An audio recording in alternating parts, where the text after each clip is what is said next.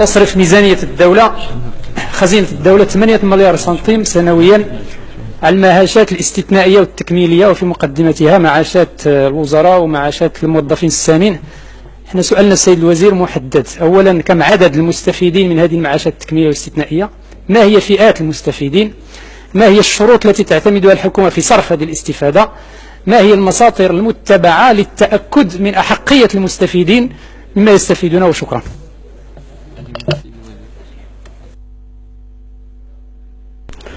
شكرا السيد النائب. اولا اريد انطلاقا من البواعث ربما ديال السؤال نتاعو ناكد له بان هذه الحكومه بحال اللي قال في التدخل السابق الاستاذ محمد خليفه هي حكومه التطويق والحد من الامتيازات. ثانيا، من المؤكد انه نريد بطبيعه الحال ان يعرف الشعب المغربي كل المعطيات. فبالنسبه للمرجع اولا ديال هاد المعاشات ديال الوزراء السابقين ديال الحكومات السابقة هو ظهير شريف بتاريخ 10 شتنبر 1993، وهو تيهم معاش الوزراء السابقين إذا طلبوا ذلك. أنا نفسر إذا طلبوا ذلك منذ بداية الاستقلال. كل الدول فيها نظام ديال المعاشات.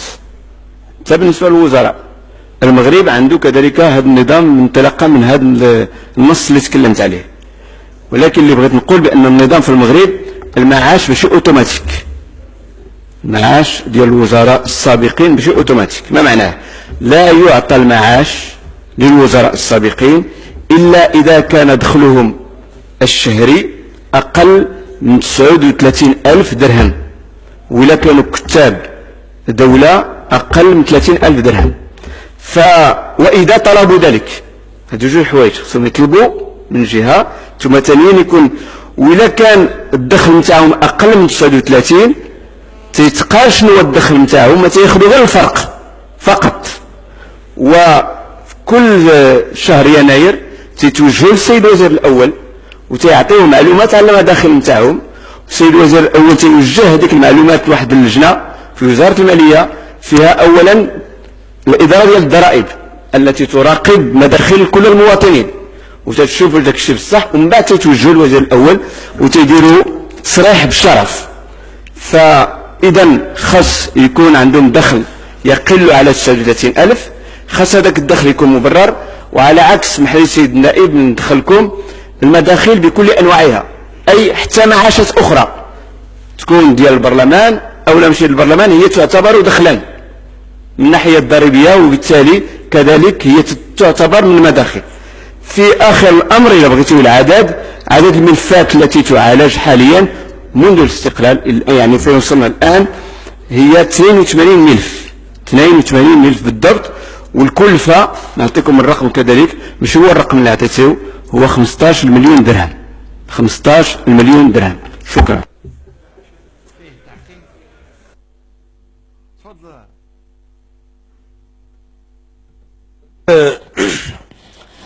أه 15 مليون درهم إلا كانت شهريا ماشي بزاف،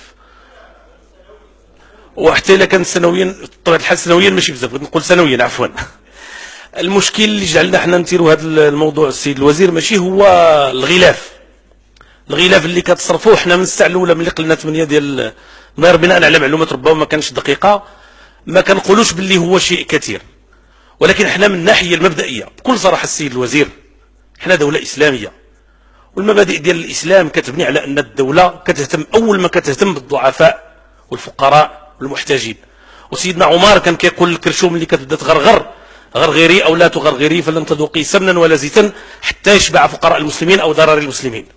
فباش تهتموا بالوزراء السابقين مزيان، ولكن خص أولا وقبل كل شيء تهتموا بعموم المواطنين الذين ليس عندهم شيء. أما الوزراء السابقون في الغالب يتدبرون شؤونهم، في الغالب كاين فيهم ناس شرفاء اللي ما تيرضاوش يمدوا يديهم، وحنا كيأسفنا بكل صراحة نسمعوا بأن بعض الوزراء تيجمدوا الأنشطة ديالهم الاقتصادية باش يكون عندهم الحق في هذا المعاش.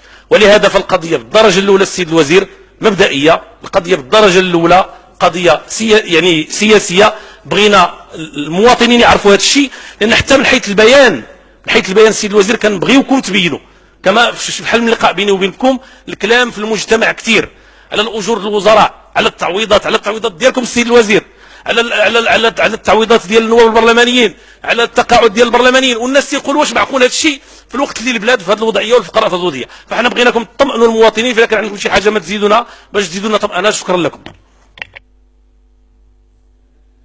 هذه الحكومة مستعدة تعطي جميع المعلومات وما عندنا حراج أبدا. أولا احنا حكومة تحارب الامتيازات وضد الامتيازات، ولا تسمح كذلك أن تعطى الامتيازات للمسؤولين الحكوميين.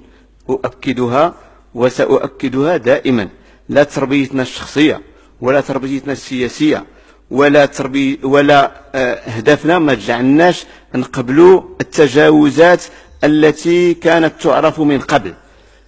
ثانيا احنا مستعدين نعطيو. ثانيا احنا متفقين بلادنا فيها فقر كبير، فيها تهميش كبير، خاصة في العالم القروي، خاصة في هذه السنوات ديال الجفاف. ولذلك في العمل الحكومي الأساسي اللي تهمنا بالأساس هو تطويق ومحاربة هذا الفقر، لأن كاد الفقر أن يكون